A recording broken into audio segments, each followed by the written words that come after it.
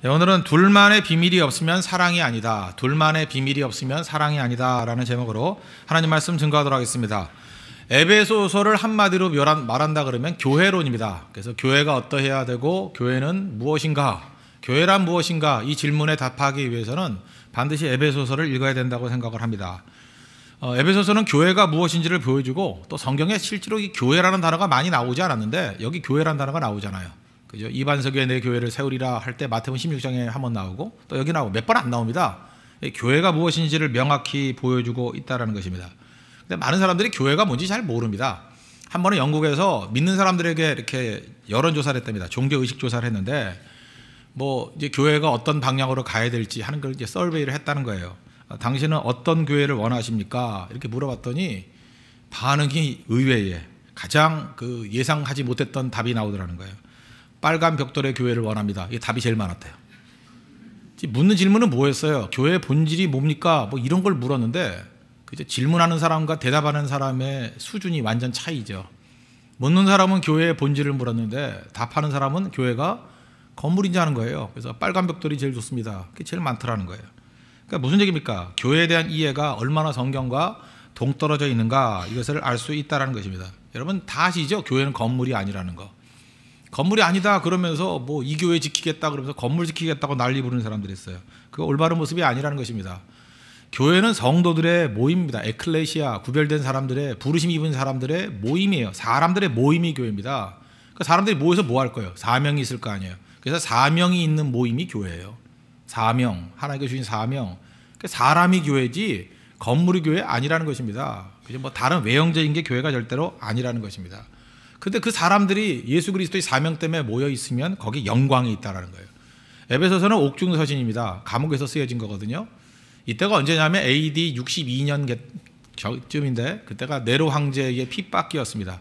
이때 비슷하게 쓰여진 성경들이 많아요. 베드로 전후서도 그때였고, 하여튼 64년 내외에 굉장히 큰 핍박들이 있었습니다. 근데 그때가 또 로마의 전성기였어요. 그래서 세상에 많은 사람들이 로마의 영광을 얘기를 합니다. 로마의 영광. 근데 성경 저자들은 뭐라고 얘기해요? 교회의 영광을 얘기하고 있어요. 한쪽의 영광이 너무 클 때 다른 영광 말하는 것이 좀 힘들죠. 명함 내놓기도 힘들죠. 웬만큼 자부심 없으면. 로마의 영광을 말할 때 또 다른 영광을 말하는 것이 기록에 하나도 없어요. 로마의 영광 앞에 다 빛을 잃어버렸거든요. 근데 그때 유독 교회만은 로마의 영광과는 비교할 수 없을 정도의 큰 영광이 있다, 그걸 선언해요. 그게 교회의 영광이라는 거예요. 여러분, 그 교회의 영광을 믿습니까? 그 영광이 회복이 돼야 되고 그 영광을 붙들 줄 알아야 된다는 것입니다. 교회는 영광이 있는 것입니다. 그럼 언제 영광을 회복하게 될 것인가? 교회의 사명을 일단 알아야 되고, 그 사명을 완수했을 때 영광이 드러난다는 것입니다. 그래서 교회가 무엇인지, 그죠? 교회의 본질을 알고, 또 교회가 가지고 있는 사명들을 완수했을 때 영광이 떠나지 않는, 하나님의 영광이 임하는 그런 거룩한 교회가 될 것입니다. 오늘 차례대로 한번 살펴보겠습니다. 근데 교회를 뭐라고 설명했냐? 비밀이란 말이 나와요. 비밀. 이것부터 먼저 풀어봐야 될 것 같은데, 3장 3절을 보십시오. 곧 계시로 내게 비밀을 알게 하신 것은, 그러니까 하나님이 내게 비밀을 알게 하셨다, 그런 얘기죠. 또 4절 보니까 그것을 읽으면 내가 그리스도의 비밀을 깨달은 것을 너희가 알 수 있으리라. 그리스도의 비밀을 깨달았다. 한마디로 바울이 깨달은 비밀이 뭡니까? 요약하면 두 가지예요. 그리스도가 비밀이다, 교회가 비밀이다. 그러니까 그리스도가 비밀이고 그리스도를 예배하는 교회가 비밀이라는 거예요. 여기서 이 미스테리라고 나오는 단어는 예수님과 교회를 말하고 있어요. 어떤 때는 예수님을 말하고 어떤 때는 교회를 말하고. 이 에베소서와 쌍둥이 서신이라고 말하는 골로새서를 보면은, 골로새에서는 그 비밀이 예수님이다 이렇게 많이 묘사를 하고, 또 에베소에서는 교호적으로 사용해요. 그게 교회다. 그러니까 비밀은 그리스도다, 교회다. 이 두 가지로 설명할 수 있다는 것입니다. 그게 왜 비밀이에요? 이전까지, 예수님 오시기 전까지 어떤 사람도 인간의 죄를 사하는 방법으로 하나님의 아들 독생자 예수님이 오실 걸 안 사람이 없었어요. 그냥 기껏해야 우리가 순종하고 율법 지키고 제사 드리고 이런 건지 알았어요. 그런데 어떤 인간도 상상을 못했던 하나님의 방법이죠. 그게 비밀의 비밀. 예수님을 이 땅에 보내셔서 우리의 죄를 사하여 주셨다는 것입니다. 이게 비밀이고, 구약 어딜 보세요. 말라기까지 예수님이 오실 거라고 사실 이렇게 예언은 돼 있지만, 그 당시 이게 그리스도가 오셔서 이렇게 우리의 죄를 위해서 십자가에 달려 죽으실 거다, 그거 예측한 사람이 누가 있어요? 정확히 예측한 사람이 없다라는 거예요. 그 비밀이에요, 비밀. 또 하나는 교회가 비밀이라는 게, 교회가 그런 일들, 그 예수 그리스도의 사역들을 적용하기 위해서 성도들이 모여있는 교회를 만들 것이라고 누가 예측했냐고요. 아무도 예측 못했어요. 하나님께서 교회를 예비하기 위해서 제도적인 틀을 만들기 위해서 바벨론 포로로 끌고 가셨죠. 그래서 성전에서 예배를 제사 드릴 수 없잖아요. 그래서 자기들끼리 모여있는 게 뭐예요? 회당이죠. 회당이라는 형식의 교회가 생긴 거예요. 그러니까 형식은 회당이에요. 회당 형식의 예수 그리스도의 몸된 교회를 세워주신 거예요. 그런 의미에서 우리가 교회론적으로 보면은 이스라엘 백성들이 바벨론의 포로로 끌려간 이유가 뭐냐? 뭐 다시 회복이다, 뭐 별소리 다 있지만 더 중요한 건 뭐냐면 교회를 예비하기 위해서예요. 회당이 교회의 예표거든요. 회당 형식이 다 교회로 들어온 거라고요. 그죠? 이제 한 군데 모이는 게 아니라 지교회로 모여서 몇몇 사람들이 모여서 예배 드리는 거. 그런 형식을 먼저 훈련시키시고 오순절날 교회를 세우셨습니다. 예수님의 영인 성령께서. 그게 비밀이었다는 거예요. 이제 아시겠죠? 이 비밀이라는 말이 헬라어로 무스테리온이에요. 무스테리온. 무스테리온, 여기서 나온 영어 단어가 미스테리. 그러니까 여기서 말하는 이 비밀이라는 것은, 비밀이 원래 이게 숨겨야 되는 거 아닙니까? 숨겨야 할 비밀, 그런 의미라기보다는 자랑하고 싶은 비밀, 이런 거예요. 그러니까 뭐 어떤 예가 제일 좋을까 생각해보니까, 이게 남자 여자가 이렇게 교제를 하잖아요. 그 어떤 타이밍상 숨어서 이렇게 연애를 해야 돼요. 그러나 이 남자와 여자들이 진짜 사랑하고 결혼까지 하겠다고 작정한 사람들은 어떻게 해서든지 이걸 자랑하고 싶은 마음이 또 있어요. 그거 아세요? 그래서 두 가지가 있어요. 이게 내가 들키면은 여러 가지로 덕이 안 되는 부분이 있어. 그래서 숨기고 싶은 마음이 있는 반면에 또 한 구석에는 이걸 마음껏 자랑하고 싶은 마음이 있다고요.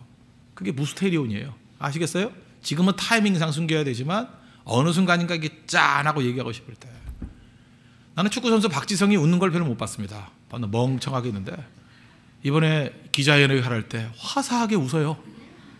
무슨 기자회견인가 봤더니 김민지라는 여자하고 뭐 교제를 한다며 뭐 웃음이 그냥 떠나지 못하는 것 같아요. 얼굴에 화사하게. 야, 저거구나.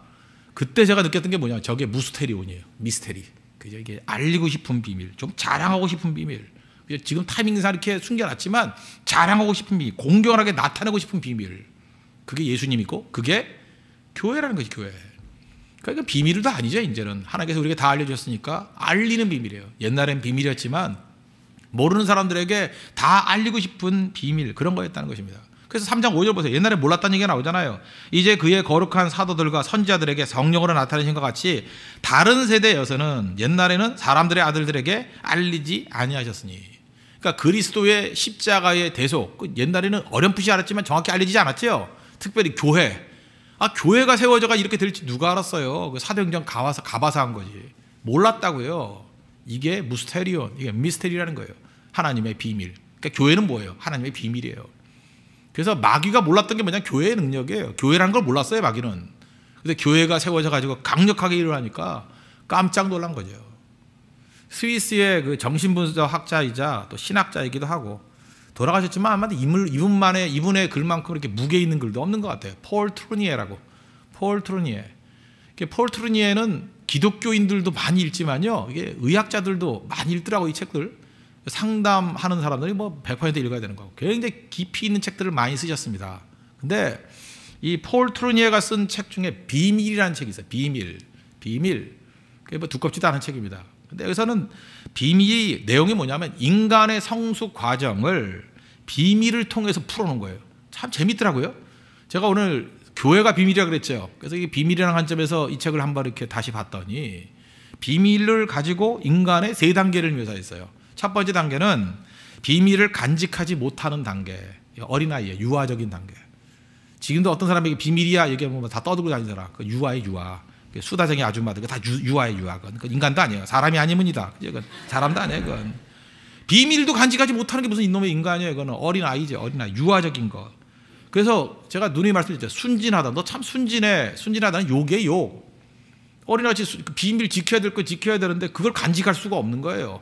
그죠? 얼마나 미숙한지. 다 떠들고 다녀야 돼. 다 떠들고. 떠들지 않으면 속이 시원하지 않은 인생들. 가장 저속한 수준이라는 거예요. 그죠? 비밀을 간직하지 못하는 단계. 이건 순수함이 아니라 미숙함이다. 이건 문제 있다. 이에요. 이게 인간 수준에서 제일 낮은 수준. 그러다가 그 다음 단계가 오는데 비밀을 간직하는 단계가 온다는 거예요. 우리 사람의 그 성숙 단계에서는 사춘기가 되면은 한 고등학교 1학년, 2학년쯤 되면은 비밀이 많아지죠.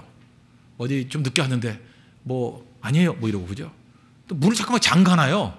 뭘 하는지 그죠? 잠그고 야 열어 그래도 열지도 않고 이 비밀을 간직하는 거예요. 그러니까 막 부모로서는 궁금해 미치죠. 저 왜 저러나?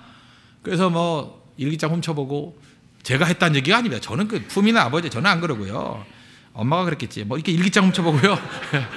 네, 엄마도 안 그랬겠죠. 뭐 컴퓨터 같은 거 이렇게 꺼놓지 않은 거 딱 보면 이렇게 뒤져보면 나오잖아요, 그죠? 다 뭐가 있나 보고 전화기 혹시 그거 안 꺼져 있으면 그 패턴 같은 거 외워가지고 그죠? 누구하고 봤나 뭐 이런 거. 근데 그러면 안 돼요, 그죠? 왜 그래요? 2단계가 필요하거든요. 비밀을 간직하는 단계. 비밀을 간직한다는 게 뭐예요? 내가 독립적인 인격체다. 스스로 자립하는 단계라는 거예요. 그래서 이 정도쯤 돼야 이게 영적인 사춘기가 된다는 거예요. 비밀을 간직하는 단계. 그 다음 단계 돼. 비밀을 간직하는 단계에서 끝났다 그러면 이거 성숙의 중간에 머무르는 겁니다. 마지막 단계는 뭐냐면 비밀을 나누는 단계. 이 비밀을 나눈다는 건 뭐냐면 밖에 나가서 떠든다는 얘기가 아니라 어떤 사람이 나타난다는 거예요. 비밀을 나누고 싶은 사람, 비밀을 나누고 싶은 사람. 그게 어떤 때는 아주 깊은 친구일 수도 있고 대부분은 파트너죠. 자기 배우자, 파트너를 찾는다는 거예요. 그래서 자기가 사랑하는 마음으로 자유롭게 선택한 누군가에게 이 비밀을 나누어 주고 싶다는 거예요. 그래서 이 비밀을 나누다가 상호 인격적인 신뢰가 생기고 더 깊어진다라는 거예요. 그것이 사랑이다라고 느낀다는 거예요. 그래서 오늘 제목이 뭐예요? 둘만의 비밀이 없으면 사랑이 아니다. 그래서 제가 제일 싫어하는 게 뭐냐 하면 무슨 이벤트라 그래가지고 동네방네 떠들면서 난 누구 사랑해 이러는 놈. 미친놈이야, 이게 미친놈 이건. 그거 왜 그러는지 알아요? 왜 그러냐? 사랑이 미숙한 거고 또 하나는 자신이 없는 거예요. 자기 자신에 대한 사랑에 자신이 없으니까 그냥 터트리는 거예요. 그래서 다른 사람들이 인정해 달라고. 그건 정말 사랑도 아니에요. 아무것도 아니에요. 그거는 제정신이 아닌 거예요. 그러면 더 기다려줘야죠. 사랑은 비밀이에요. 비밀이고 둘만이 가지고 있는 비밀이에요. 둘만이 가지고 있는 비밀이 얼마나 무서운지 아십니까? 그게 사랑이에요. 그건 잘 갖고 와야 됩니다. 누구도 얘기하면 안 돼요. 그거를 누가 얘기하는 순간에 그 사랑은 다 깨져버리는 거예요. 그래서 보통 성경에서 말하는 게 뭐예요? 부부의 비밀, 신비롭도다 그러잖아요. 부부의 비밀 아니에요. 부부는 부끄러움 같은 거 둘만 알잖아요. 그걸 다 품고 있고. 그래서 그 비밀을 둘만 갖고 있기 때문에 그게 강해지는 거 아니에요? 친구도 마찬가지 아닙니까? 친구도 친한 친구가 왜 친한 친구예요? 저 친구는 나의 비밀을 알고 있어. 근데 누구에게도 얘기하지 않아요. 그래서 두 사람의 그 끈끈한 우정은 깨지잖아요. 근데 멍청한 녀석이 하나가 이제 떠들고 다니기 시작해요. 우정이고 뭐가 없어요. 원수 되는 거죠. 저런 쓰레기를 내가 왜 만났나 이러는 거고. 그래서 인간의 성숙 단계를 뭐로 다뤄요? 비밀을 어떻게 딜링하느냐, 비밀을 어떻게 다루느냐에 따라서 달라진다는 것입니다. 그리고 그 다음 얘기가 나와요. 폴 트루니의 마지막 단계는 뭐냐면 그 비밀스러운 모습을 하나님과 나누는 거라고. 은밀한 시간에 하나님, 그게 콰이어 타임 아니에요? 퀴티. 하나님 앞에 나아가서 하나님과의 말씀을 듣고 하나님께 아뢰고. 그죠? 은밀한 중에 보시느니 그러잖아요. 하나님도 우리를 사랑하시기 때문에 은밀한 중에 교류하길 원하신다는 거예요. 그게 비밀이에요, 비밀. 하나님 앞에서 비밀을 나눌 줄 아는 그 모습이 있어야 된다는 것입니다. 그래서 선지자들을 통해서 지금 제자들을 통해서 초대교회 하신 일이 뭐예요? 하나님의 비밀을 알려주길 원한다는 거예요. 사도 바울이 얘기하는 거예요. 내가 하나님과 비밀을 나누었다. 그게 그리스도고 그게 교회다. 우리는 비밀을 공유한 사람이다. 그거잖아요. 하나님의 비밀. 얼마나 귀중한지 아느냐. 이걸 알리기를 원한다는 거예요. 근데 그 하나님의 비밀의 내용이 뭐예요? 값없이 주시는 거죠. 그걸 또 하나 깨달은 거예요. 이건 알면 알수록 놀라운 거예요. 독생자 예수를 주셨다라는 게 비밀이었고 교회라는 거 주셨다는 게 또 비밀이었고 또 놀라는 게 뭐예요? 근데 그것이 뭐 대가도 없어요. 값없이 주셨다. 그래서 뭐라 그래요? 은혜. 그래서 또 놀라는 거예요. 야, 비밀이 대단하네. 그래서 비밀의 내용을 알아가면 알아갈수록 나 미치겠어. 그 얘기가 에베소서예요. 이 비밀은 알면 알수록 뭐 감당을 못 하겠더라. 그죠? 나중에 뭐 찬송으로 끝나버리잖아요. 나 다 모르겠다고. 하나님의 사랑의 깊이, 사랑의 비밀을 잘 모르겠다고. 다 안다 그러면 거 진짜 아니죠. 그래서 오늘 3장 9절 보십시오. 영원부터 만물을 창조하신 하나님 속에 감추어졌던 비밀의 경륜이 어떠한 것을 드러내려 하심이라. 비밀이라는 거죠. 10절. 이제 교회로 말미암아 하늘에 있는 통치자들과 권세들에게 하나님의 각종 지혜를 알게 하려 하심이니. 교회를 통해서 하나님의 모든 지혜를 알게 해주신대요. 교회를 통해서 이렇게 말씀이 선포되는 것을 알게 하실지 누가 알았어요?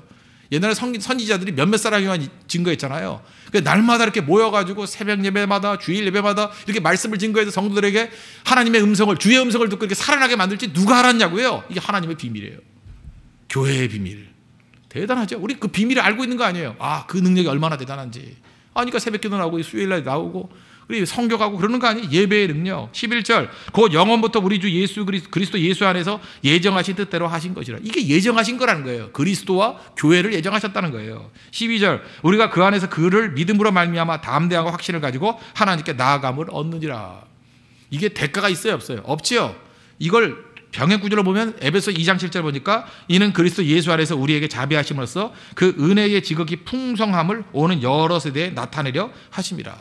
또 2장 8절에는 또 뭐라고 되어 있어요? 그 다음 절 너희는 그 은혜에 의하여 믿음으로 말미암아 구원을 받았으니.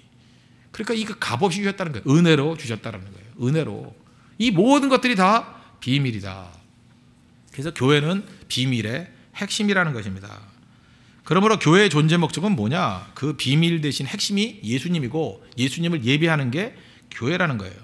그래서 예수님께서 우리에게 오셔서 예배를 통해 주시는 게 뭐냐? 은혜거든요. 은혜. 그래서 교회의 존재 목적은 뭐냐 하면 이 비밀의 핵심을 풀어주는 거죠.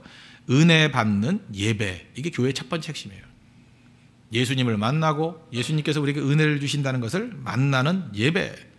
그래서 제가 옛날에 이걸 요약해가지고 revival, 부흥이라고. 부흥이 뭐예요? 죽었던 것이 살아난다. 다시 살아나는 거. 그게 부흥이라는 거예요. 요한복음 5장 25절 보니까 진실로 진실로 너에게 이르노니 죽은 자들이 하나님의 아들의 음성을 들을 때가 오나니 곧 이때라. 듣는 자는 살아나리라. 그러니까 예수님의 음성을 들으면 살아나게 된다. 이게 은혜 주시는 핵심이거든요.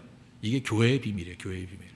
그래서 교회의 존재 목적은 무엇입니까? 교회의 비밀 대신 예수님의 음성을 선포하고 듣는 거. 그러니까 예배죠.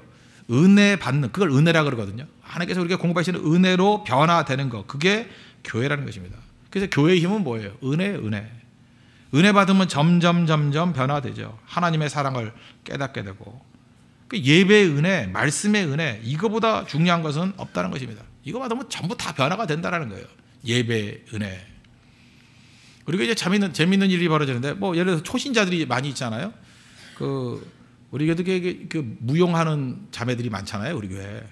그래서 제가 특별히 그 초신자인 자매를 하나 있어요. 문수란이라고. 처음에 제가 그 뭐 춤추는데 처음 봤을 땐 뭐 생짜백이에요. 기독교가 뭔지 교회가 뭔지 하나도 모르는데 얼떨결에 왔어요. 와서 예배를 드리는데 수란 자매가. 그래서 저 뭐 억지로 끌려오는 거 아닌가 그랬는데 오늘 아침에 보니까 새벽기도 빠지지 않고 계속 나오는 것 같고요.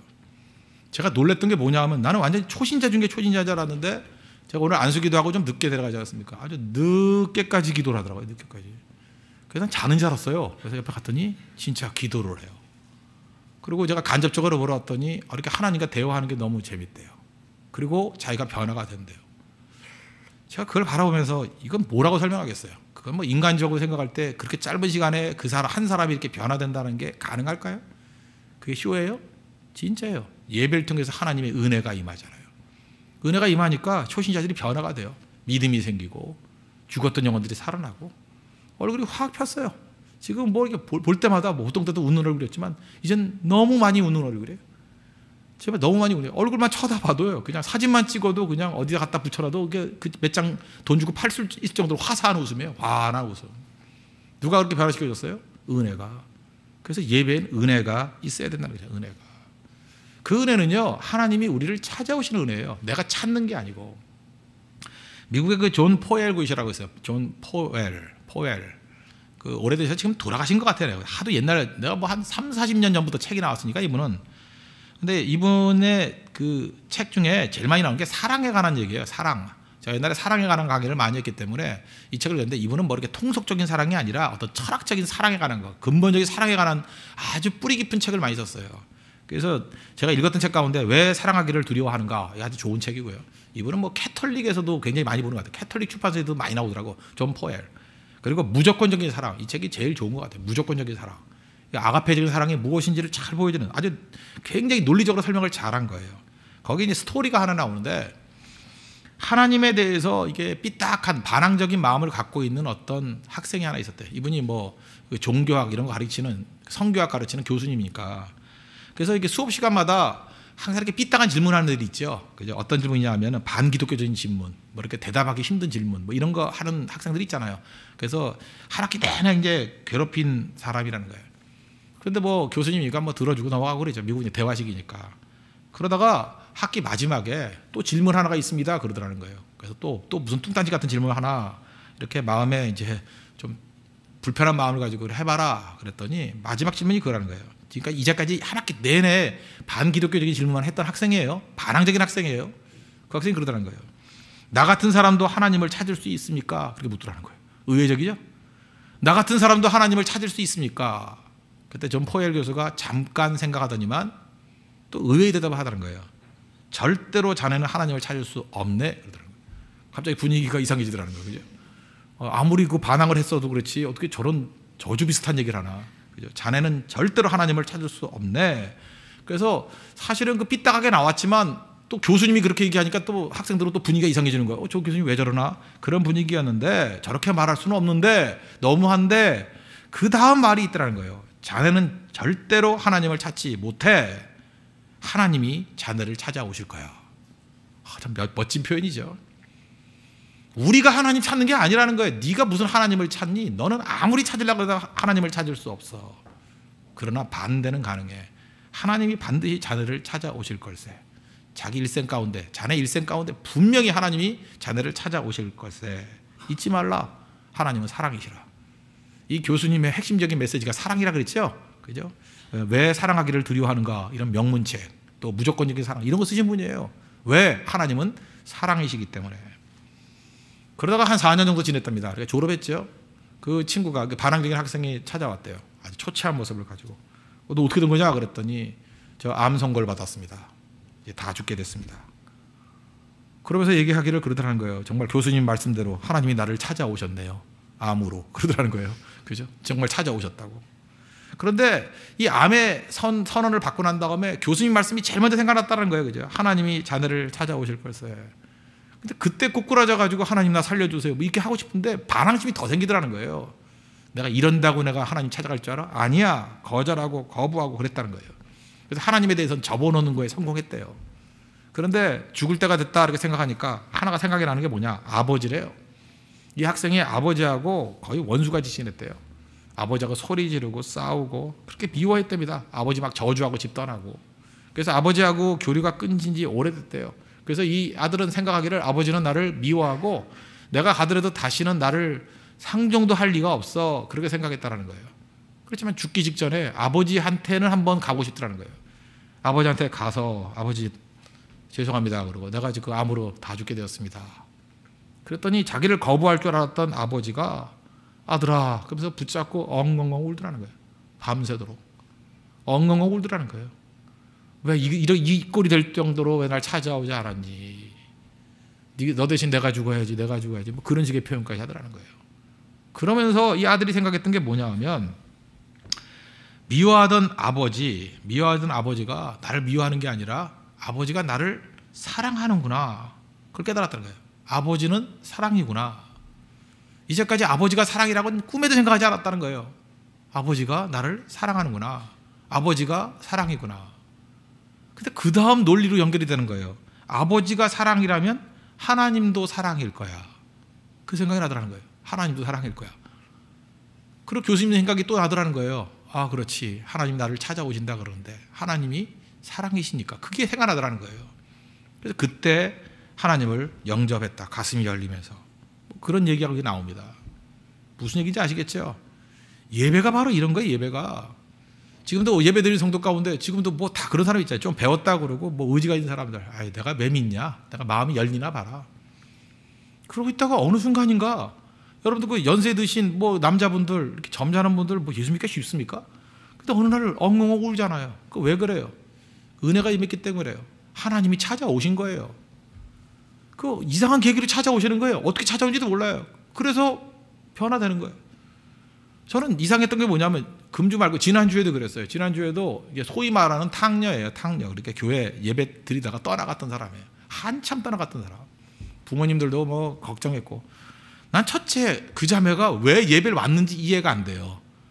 아직도 모르겠어요. 미스테리. 그죠? 무스테리온. 이게 무스테리온이야. 그죠? 미스테리예요. 왜 왔는지 모르는데 예배에 왔어요. 오고 난 다음에 눈이 퉁퉁 부어서 나가더라고. 부어서 나가면서 그 어머니 얘기를 들어보니까 수요일날 큰 은혜를 받고 다시금 거듭났대 자기. 근데 그 연결이 안 돼 도대체 왜 그렇게 됐는지를. 근데 보니까 그게 하나님이 찾아가신 거예요. 그 자매를. 어떤 계기인지 모르지만 왔어요. 와서 예배 가운데 하나님의 음성이 들리고 변화되고. 이게 교회입니다. 교회. 교회의 기적이라고요. 하나님의 은혜가 있는 예배가 있는 교회는요, 이렇게 죽었던 영혼이 살아나요. 그걸 뭐라 그래요? 부흥. 그러다 부흥. 부흥의 역사가 나타나기 시작한다는 것입니다. 그래서 은혜가 얼마나 큰 건데요. 은혜는 아주 커지는 겁니다. 은혜만 있으면요, 우리 심령 모든 것들이 다 변화될 수 있다는 거예요. 그런데 이 은혜 예배가 사라진 교회의 특징이 뭐냐 하면 인간의 욕심이에요. 나는 은혜로운 예배가 없어도 교회를 지킬 수 있어. 이건 굉장히 교만함이거든요. 그래서 여러분들 용어 가운데 잠깐만 그런 말이 나오면 위험한 겁니다. 내가 교회를 지킨다. 그 말만큼 교만한 말이에요. 우리 인간이 교회를 지켜요? 교회가 우리를 지켜주는 거예요. 또 반대로 내가 말씀을 지킨다. 웃기지 마십시오. 말씀이 우리를 지켜주는 거예요. 그죠? 그래서 은혜는요, 은혜가 임하는 거지 내가 은혜를 추구하는 게 아니에요. 그 예배 가운데 교회의 기적이거든요. 교회가 예배, 하나님 앞에 예배 드리는 가운데 은혜가 임하는 거라고요. 그래서 여러분 이렇게 생각해야 돼요. 나는 뭐 교회를 지킨다, 말씀을 지킨다 이런 소리 하지 마시고 평생의 과제입니다. 은혜가 있는 예배를 추구하십시오.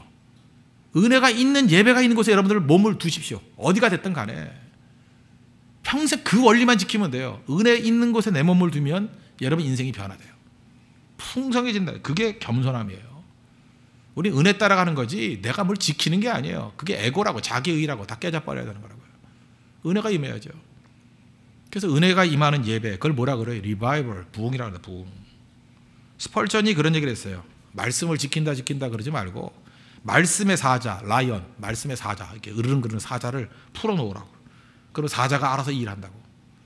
우리는요, 마치 그 말씀을 내가 컨트롤할 수 있다고 생각해요. 아니에요. 교회 갈 일은 뭔지 알아요? 그냥 말씀을 막 풀어놓는 거예요. 우리 금요전도가 뭐예요? 말씀을 막 풀어놓는 거예요. 우리 대만 선교가 뭐예요? 이게 말씀을 막 풀어놓는 거예요. 그러면 선교대원이라는 게 아니에요. 그 말씀이 일을 해요. 말씀이. 참 묘하죠? 그 말씀이 알아서 일을 하고 나중에 이렇게 하다가 그 이제 수확물 거두어가지고 돌아와가지고 말씀이 대단하네 그래요. 그럼 딴 사람들 뭐냐면 선교대원이 대단하네 이렇게 착각을 한다고. 말씀이 일을 하는 거예요. 말씀 자체가 강력합니다. 살아있는 능력이 있습니다. 여러분 믿습니까? 그 말씀을 풀어놔야 돼요. 예배를 풀어놔야 돼요. 그래서 교회는 딴 거 신경 쓰면 안 돼요. 은혜로운 예배 하나만 집중하면 돼요. 그러면 예배에 참석하는 영혼들 다 변화가 되고 하나님이 찾아가 주신다고요. 그런데 은혜가 사라진 예배, 그거는 내가 예배를 지킨다, 내가 교회를 지킨다, 내가 말씀을 지킨다, 이게 바짝바짝 마르고 하나님이 가장 교만하게 여기는 거예요. 지키긴 뭘 지켜요? 그거는 해산해버려야 돼. 그런 교회는 해산해버려야 된다고. 은혜입니다. 은혜가 임하는 거. 은혜를 구하는 마음, 그 예배의 가장 중요한 정신이라는 것입니다. 그래서 디모데후서 2장 9절 보니까 복음으로 말미암아 내가 죄인과 같이 매이는 데까지 고난을 받았으나, 바울이 감옥에 갇혔어요. 내가 복음 때문에 죄인과 같이 매이는 데까지 고난을 받았대요. 매였대요. 내 몸이 매였대요. 그러나 하나님의 말씀은 매이지 아니하니라. 말씀만 풀어놓으면 된다는 거예요. 몸이 묶이면 어떻습니까? 다 얽어봐도 괜찮아요. 말씀만 계속해서 풀어놓으면, 말씀이 흥황해지면 말씀이 일을 하는 게 교회라는 거예요. 오늘도 이렇게 예배를 통해서 하나님께서 풍성하게 일할 수 있는, 그래서 은혜가 임하는 우리 거룩한 교회가 되기를 바랍니다. 그래서 시편 85편 6절 보니까 주께서 우리를 다시 살리사, 이게 부흥이에요. 다시 살리사, 리바이벌, 다시 살린다. 생명을 다시 살리사. 주의 백성이 주를 기뻐하도록 하지 아니하시겠나이까. 부흥을 기도하고 있잖아요. 이게 교회의 존재 목적이라는 것입니다. 교회의 존재 목적 첫째는 은혜 받는 예배, 리바이벌. 그러니까 예배가 살아있는 거, 그게 교회의 목적이고, 교회를 통해서 하나님께서 우리에게 은혜 주시고 만나 주시기를 원한다는 것입니다. 두 번째 내용은 뭐냐? 교회는 함께하는 교육이 있어야 된다. 에듀케이션. 그죠? 교회는 존재 목적이 교육이라는 거예요. 오늘 6절 보십시오. 이는 이방인들이 복음으로 말미암아 그리스도 예수 안에서 함께 상속자가 되고 함께 지체가 되고 함께 약속에 참여하는 자가 됨이라. 여기서 강조되는 게 뭐죠? 함께 상속자가 되고 함께 지체가 되고 함께 약속에 참여하는 자가 된다. 그러니까 함께니까 뭐예요? 기독교 교육의 핵심이 뭐냐면 함께 하는 거예요. 생명이 생명을 낳는 거고 불이 불을 붙이는 거예요. 그러니까 쉽게 얘기해서 예배를 통해서 생명이 임한 사람들이 카피하는 거예요. 카피. 나 같은 사람 만들어내는 거. 그걸 뭐 제자 훈련에서는 뭐 제자 양육이라 그러기도 하고 재생산이라 그러고 뭐 용어만 다를 뿐이지 내용은 다 똑같은 겁니다. 먼저 살아있는 생명체가 있는 것이에요. 그리고 그들이 같이 함께하는 걸 통해 가지고 예수님과 함께함으로 말미암아 우리가 예수 그리스도의 장성 분량까지 자라나는 거고, 성도가 성도끼리 함께함으로 말미암아 같이 뜨거워지는 거예요. 같이 변화가 되는 거예요. 그게 기독교 교육이라고 해요. 다음 세대에게 교육한다는 게 이게 뭐예요? 우리가 뜨거운 말씀과 믿음을 가지고 있는 것을 그 다음 세대에도 카피해 주는 거예요. 그렇죠? 왜 여호수아 시대 이후에 사사기 시대에 암흑기가 왔습니까? 여호수아의 믿음이 그 다음 세대에 카피가 되지 않았어요. 그래서 여호수아 시대 이후에는 여호와를 알지 못한다 그러잖아요. 카피가 안 됐기 때문에. 그러니까 교육은 뭐예요? 함께하는 걸 통해서 카피하는 거예요. 그래서 교육 중에 최고 교육이 뭐예요? 새벽기도 아이들 데리고 나오는 거예요. 뭐 애들이 뭐 할 건가? 착각하지 마십시오. 애들이 왜 몰라요? 모르기는. 여러분 이상하지 않아요? 아이들이 드라마 같이 봐요? 안 봐요? 장옥정 같이 봐요? 안 봐요? 같이 본다고요. 걔들이 뽀로나만 보는 게 아니에요. 장옥정도 본다고. 다 보면서 왜 예배는 같이 못 드린다고 생각해요? 그거 완전 착각이죠. 다 알아요. 내용 몰라도 괜찮아요. 그죠? 모르는 것도 아니에요. 다 알아요. 어려. 그 머리 나쁜 어른보다 더 잘 알더라 애들이. 그죠? 다 알아요. 무슨 얘기인지. 내가 초등학교 1학년짜리 아이가 질문하는 거 보니까 내용은 다 파악해요. 워낙 설교를 쉽게 해서 그런지 모르겠어요. 다 파악해. 알아요. 그거? 모르는 게 아니에요. 모르는 게. 그 질문까지 하더라고. 정확히 요지를 파악해가지고. 모르는 게 아니에요. 같이 예배 드려야 돼요. 믿음의 전수. 아버지가 뜨겁게 눈물 흘리는 이유를 아이가 알아야 돼요. 그게 그 다음 세대의 교육의 전수가 될 수 있다는 것입니다. 그리고 이 함께라는 게 뭐예요? 벽을 넘는 거예요. 벽. 그래서 교회가 함께 한다라는 것 자체가 뭐예요? 전염시키는 건데 이건 벽을 넘는 거예요. 벽. 이번에 우리가 네팔 선교를 2차 때 갔다 오지 않았습니까? 어떻게 2차 때 갔다 온 사람들 몇 사람이 모였어요. 그랬더니 뭐 지나놓고 보니까 이제 별 얘기 다 하더라고요. 아, 이번에 갔던 사람들 개성이 강하다 뭐 이런 거예요. 좋게 말하니까 개성이 강하다, 나쁘게 말하면 성질 더럽다 그런 얘기들이에요. 그죠? 아주 이상한 사람들이 모였다고 자기 생각했는 것 같아요. 그러면서 웃으면서 그렇게 얘기하더라고요. 교회가 아니면 절대로 같이 있지 못할 사람들이 모였대요. 나도 그건 인정해요. 교회가 아니면 그 멤버들이 그렇게 모일 리가 없어요. 뭐 어떻게든 모일 수 없어. 어떻게도 순간적으로도 모일 수 없어요. 교회니까 모인 거예요. 그 사람들 일주일을 같이 보냈어요. 와, 기적이죠. 이게 교회예요. 교회는 장벽을 뛰어넘는 거예요. 뛰어넘는 거. 다 뛰어넘는 거.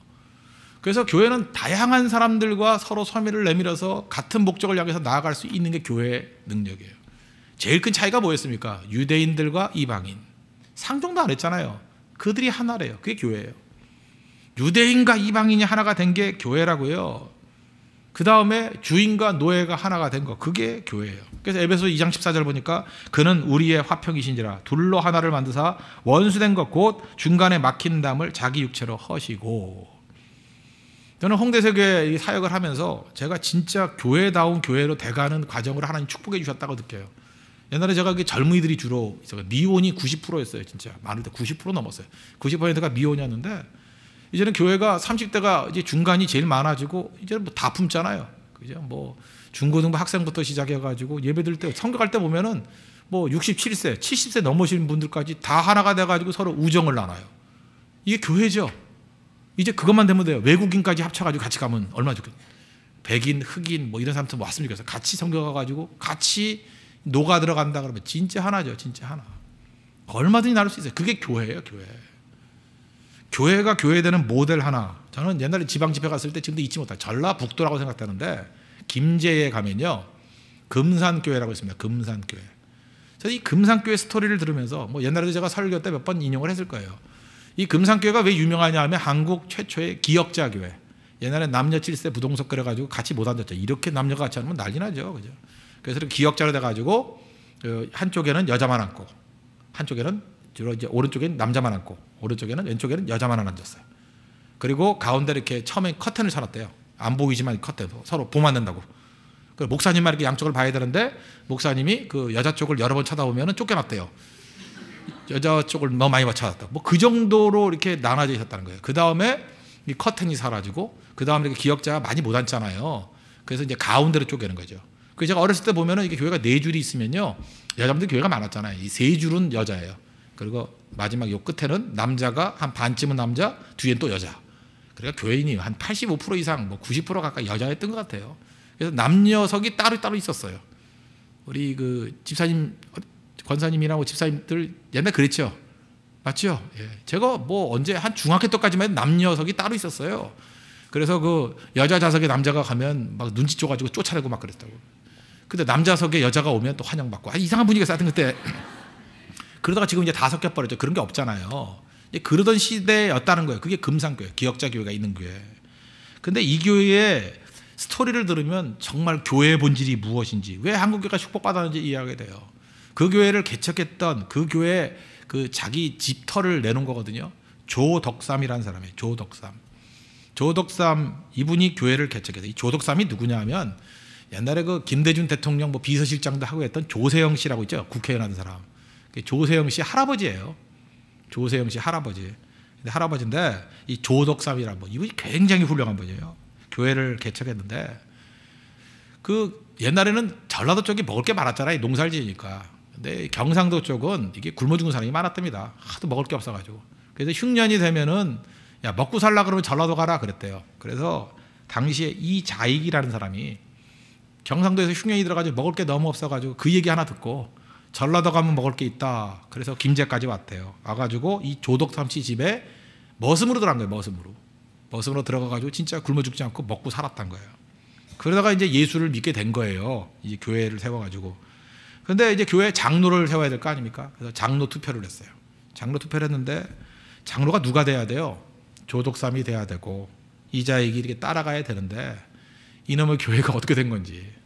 글쎄 이게 머슴인 이자익이 장로가 되고 조덕삼은 떨어졌네요. 이러면 이제 끝난 거죠. 야 나가 우리 집이니까 나가. 그래서 교회 문 닫는다. 금산교회 금산 뭐 금알금짜야 그러면서 들어오지 마. 그죠? 금지교회 뭐 이렇게 해도 못 없애버릴 수 있잖아요. 속이 좁으면. 그런데 제가 볼 때 장로로 뽑힌 이 머슴 출신의 이자익보다 더 훌륭한 분이 누구냐? 이 조덕삼 씨예요. 이 나중에 조덕삼 장로님 됐는데 조덕삼 씨 정말 훌륭한 분이에요. 이건 하나님의 뜻이다. 그죠? 하나님이 인정한 건데 뭐 내가 받들어야지. 그래서 자기 머슴 출신의 이자익 장로님을 잘 섬겼대요. 대단한 거 아니에요? 이게 말이 쉽지 쉬운 일입니까? 자기 밑에 둔 머슴을 장로님으로 섬겼대요. 나는 집사님 하면서 장로님 하면서 섬기더래요. 그 다음에 이 이자익이라는 이 장로님 되고 난 다음에 이 머슴이 아무래도 내가 목사가 되고 싶습니다. 그랬더니 평양신학교 보내가지고 돈 다 대줬어요. 신학 공부하게 만들고. 그 다음에 담임 목사님으로 이자익 목사님을 초빙을 했어요. 그래서 금산교회 목사님이 이자익 목사님이에요. 그리고 나중엔 이 조덕삼 장로님이 돼서 또 담임 목사님으로 또 잘 섬겼대요. 저는 이 이야기를 보면서 이게 교회의 샘플 중에 샘플 아닌가.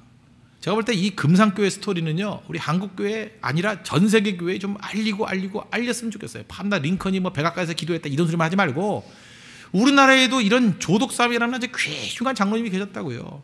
머슴을 장로로 인정하고 그분을 후원해서 목사 만들어서 담임 목사로 초빙해 오고, 그 다음 또 하나 뭐예요? 우리나라 근본적인 문제가 맨날 지역감정 아니었어요. 경상도 출신의 담임 목사님이잖아요. 그죠? 김제의 담임 목사로 잘 섬기는, 지역의 벽을 넘고 신분의 벽을 넘고, 아름답지 않아요? 이게 교회예요. 이게 교회. 이런 스토리가 막 나와야 된다고. 우리 안에도 이런 스토리가. 뒤에 앉아가지고 삐딱하게 앉아가지고 무슨 뭐 그냥 태클이나 걸라 그러고, 그죠? 뭐 너한테만 하는 소리인데 하면서 수군수군대. 그건 악한 자라는 것입니다. 악한 자. 벽을 뛰어넘는 게 교회입니다. 벽. 그래서 우리 교회 정말 하나님의 성령의 능력이 임재해서 함께 하는 거예요. 함께 할 때 교육이 이루어지는 겁니다. 카피예요. 그러기 위해서는 언제나 이 벽을 뛰어넘는, 그래서 어떤 대상이 온다 할지라도 용광로 같이 다 녹아서 그리스도 안에서 하나가 되고, 그리스도 안에서 내가 기도하는 사람이면 내 옆에 있는 사람도 기도하는 사람으로 변화가 되고, 내가 충성하는 사람이면 같이 충성하는 사람으로 변화되는 그런 은혜의 역사가 있는 믿음의 종 되기를 바랍니다. 이게 교회라는 거예요. 그래서 교회의 두 번째 요소는 뭐라고? 존재 목적이 함께하는 교육, 에듀케이션 두 번째가 있어야 된다는 것입니다. 함께하는 거. 그 세 번째는 전파하는 선교, 미션이 있어야 돼요. 미션. 그래서 REM 해서 램이죠. 램. 교회의 존재의 목적. 제가 항상 목회할 때마다 강조합니다. REM, 그죠? Revival, Education, Mission. 전파하는 선교가 있어야 됩니다. 8절 보십시오. 모든 성도 중에 지극히 작은 자보다 더 작은 나에게 이 은혜를 주신 것은 측량할 수 없는 그리스도의 풍성함을 이방인에게 전하게 하시고. 아까도 우리 폴 투르니에 얘기했죠. 우리 그 비밀을 가지고 3단계가 있다고. 가장 미숙할 때 뭐라고요? 비밀을 간직할 수 없는 단계. 두 번째 단계는 비밀을 간직하는 단계. 그다음 마지막 성숙된 단계가 뭐예요? 비밀을 나누는 단계. 그래서 교회에서 가장 성숙할 때 뭐냐 하면 이 생명의 비밀을 나누는 단계까지 나가야 된다는 것입니다. 나누면 어떤 일이 벌어지냐? 뭐 우물이 퍼쓴다고 말라요? 안 마르죠. 더 신선해지는 거예요. 교회는요, 전도하고 자기가 증거하면 증거할수록 더 싱싱해져요. 내 안에서. 복음은 예수 그리스도의 피는 흘러야 되잖아요. 피가 흐른다는 게 뭐예요? 증거하면 복음이 흘러야 돼요. 가슴속에 품고 있으면 썩는 거예요. 입술로 증거하고 증거하면 더 강해져요. 참 묘하죠. 제가 설교 준비하지 않습니까? 가슴속에 있는 말씀 아니에요. 근데 이렇게 입술을 통해서 증거했을 때 훨씬 능력 있는 말씀으로 변화가 돼요. 그 증거된 말씀이 오히려 제 귀에 들어와서 제 자신에게도 은혜가 되고 제 자신에게도 힘이 되고, 말씀을 그래서 잠깐 증거해야 돼요. 그래서 여러분 끝나고 난 다음에 말씀 듣고 난 다음에 이게 정리를 잘하든지 이 말씀 들은 걸 또 전달해 줘야 돼요. 야, 오늘 말씀이 참 좋았다. 그죠? 말씀 가운데 이런 걸 주시더라. 잠깐 증거하고. 뭐 여러분들 뭐 카카오톡 프로필 같은 데 이렇게 써놓고 하대요. 그래서 쓰기도 하고 날마다 어떤 분은 날마다 말씀에서 깨우친 거 한 줄씩 바꿔놓고 하더라고요. 그 증거하는 거예요. 어떤 때 너무 궁금하니까 그걸 물어보잖아요. 그거 무슨 뜻이냐? 그럴 때 그 증거할 수 있는 기회를 갖고. 잠깐 증거하게 될 때 능력이 나타나게 된다는 것입니다. 그 7절 보세요. 이 복음을 위하여 그의 능력이 역사하신 대로 내게 주신 하나님의 은혜의 선물을 따라 내가 일꾼이 되었노라. 구원받은 것도 큰 은혜지만 지금 바울이 은혜라고 하는 게 뭐예요? 이 복음 증거하는 일, 선교하는 일에 내가 일꾼 된 것이 진짜 은혜다. 그렇게 생각하잖아요. 내가 진짜 은혜다. 그래서 최고의 복이 뭔지 아십니까? 최고의 은혜가 뭔지 아십니까? 하나님의 말씀을 증거할 수 있는 특권을 가진 것. 그거보다 큰 은혜는 없다는 것입니다. 그래서 여러분들 있는 자리에서 열심히 복음 증거하는 그런 하나님의 종 되기를 바랍니다. 우리 다 한 번씩 죽잖아요. 그죠? 죽을 때, 죽음 앞에 섰을 때, 하나님 앞에 섰을 때 이거 생각해 보세요. 내 인생을 제대로 살았는지 안 살았는지 지금부터 한번 점검을 해봅시다. 내 인생을 지금 이제 죽음 앞에 섰어요. 뭐 연세가 들어서 뭐 늙어 죽든지 아니면 병들어 죽든지 어쨌든 기회가 있어서 이제 한번 점검을 해보자고요. 내가 하나님 앞에 설 때가 딱 됐어요. 그러면 내 인생은 뭐로 점검을 해야 되면 딱 하나예요. 하나님의 뜻이에요. 내게 하나님이 주신 뜻을 사명이라 그러죠. 전반적인 하나님의 뜻. 또 하나는 내게 주신 하나님의 뜻을 사명이라 그래요. 사명. 사명을 알고 이루었는가? 중요한 질문이죠. 내가 사명을 알고 이루었는가? 그럼 인생 잘 산 거고. 내가 죽는 순간이 됐을 때 내가 이 땅에 왜 왔는지, 차차 하나님의 뜻이 뭔지도 모르겠고, 나를 향한 하나님의 뜻, 그게 사명인데 사명이 뭔지도 모르겠고, 사명을 모르니까 뭐 이룰 리도 없죠. 근데 뭐 했지? 그럴 때 여러분들 엄청나게 당황해요. 저는 죽음 앞에서 당황하는 사람 한둘 본 게 아니에요. 막 당황을 하는 거예요. 내가 지금 뭐 하다가 살았지요? 이래요 나한테. 목사님, 내가 뭐 하다 살았지요? 돈 벌라 그러다가 뭐 애들 처자식 먹여 살리라 그러다가 이러고 살았대. 내가 뭐 하다 살았지요? 당황해요. 이게 일색이 아닌데 내가 뭐 하다 살았지요? 나 지금 귀에 쟁쟁해요. 내가 뭐 하다 살았지요? 그 코미디 같은 얘기지만 먹다 죽다 해요. 의미 없는 삶이에요. 막 당황하더라고요.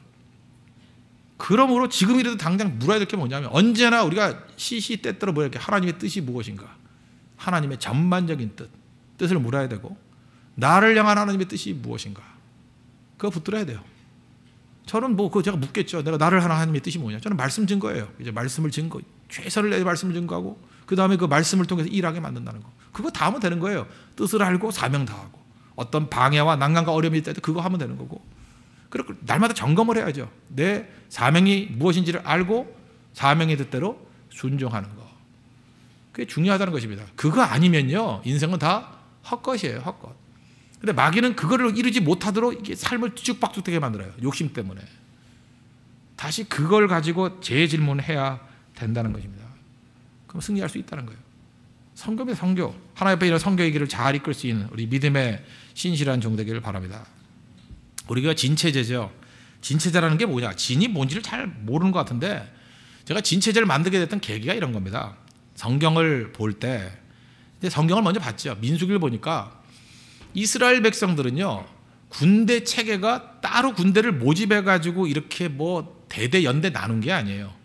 모든 군대가 지파별, 모든 군대가 가족별이에요. 그러니까 가족 모임이 그냥 군대예요. 그러니까 일상생활과 전투가 나누어지지 않았어요. 아, 이거구나. 그러니까 일상적인 조직이 전투 조직이구나. 이게 캠프였어요. 진.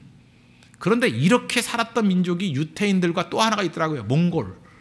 몽골 칭기스칸이 했던 일이 뭐냐 하면 온 가족이 있는데 가족 단위로 전쟁터에 보낸 거예요. 그러니까 따로 조직할 필요가 없어요. 그냥 가족이 전투 단위예요. 그게 진이라고요. 진.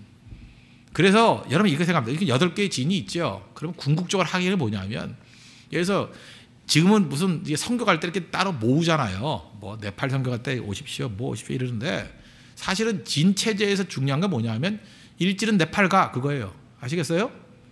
그냥 파병하는 거예요, 그죠? 2진은 인도 가, 아시겠어요? 뭐 예를 들어서 뭐 3진은 추자도 가, 그럼 가는 거고, 4진은 어차피 사지니까 북한 가, 이렇게 보내는 거야. 이렇게 4진은 북한 가, 이렇게 진별로 그냥 있는 그대로 이렇게 옮겨가는 거예요. 그러면 그 조직 자체가 그냥 전투 조직이 되는 거죠. 예를 들어 우리 밥차 하지 않습니까? 새벽마다 모여서, 그것도 조직이잖아요. 맨날 이렇게 밥 하잖아요. 그 조직이 이루어졌잖아요. 그 밥차 조직 그대로 전도하잖아요, 금요일 날. 그게 진체제의 중요한 개념이에요. 평상시 조직이 전투 조직이라고. 이해가 되시죠? 그러니까 평상시에도 항상 이렇게 교제를 나누는데 언제나 전투를 준비하면서 대학 가든 언제든지 전도할 수 있도록, 언제든지 남 구제할 때 구제 현장으로 나아갈 수 있도록, 그러니까 이게 전투 조직으로 만든 거예요. 아시겠습니까? 그게 진제도예요. 진제도. 그래서 진제도 특징은 뭐예요? 병참이 필요 없죠. 뭐 이렇게 뭐 나눠주고 할 게 없어요. 이게 일상생활 먹고 사는 거잖아요. 그래서 뭐 따로 지원 안 해도 돼요. 그냥 옮겨가면 그대로 할 수 있는 것들. 저는 그런 것들이 필요하다고 생각을 합니다. 저는 하나님 앞에서 이러한 그 전파하는 선교로서의 교회, 진체제가 있을 때 가능하다고 생각합니다. 우리 교회 미래의 꿈입니다. 분명히 이런 걸로 160개국 이상의 나라에 가서 우리 집마다 뭐 예를 들어서 어떤 지는 10개 나라, 어떤 지는 20개 나라를 책임지면서 하나님의 말씀을 힘있게 증거하는 거룩한 종이 될 수 있다고 확신합니다. 그렇죠? 이게 진체제예요, 진체제. 체제를 통해서 하나님 앞에 나아가서 승리를 이룰 수 있는 우리 믿음의 신실한 종 되기를 바랍니다. 그래서 오늘 에베소서, 사실은 이게 얼핏 읽으면 쉬운 말씀은 아닙니다. 근데 여기서 이 에베소 3장에서 뽑을 수 있는 교회의 존재 목적 3가지예요. 이제 먼저 3가지 개념을 한다면 예배를 리바이벌, 부흥이라 그랬고, 교육, 에듀케이션, 그 다음에 선교, 미션, 그래서 REM, 이게 교회의 존재 목적이다. 그런데 이걸 굳이 설명한다 그러면 예배는 은혜를 받는 예배, 그 다음에 교육은 함께입니다. 함께, 카피하는 거예요. 함께하는 교육, 그 다음에 선교는 전파하는 선교. 이 3가지 개념, 이 개념을 가지고 우리 교회가 무엇인지를 점검하고 아름다운 교회, 능력 있는 교회, 하나님이 기뻐하시는 교회가 되는 축복이 임하기를 기원합니다. 기도하겠습니다. 이 시간에 하나님, 좋은 교회 되어서 하나님 앞에 충성 다하는, 은혜 받는 예배가 있고 함께하는 교육이 있고 전파하는 선교가 있는 교회 되게 해달라고, REM이 이루어지는 교회가 되게 해달라고 다 같이 하나님 간구하도록 하겠습니다.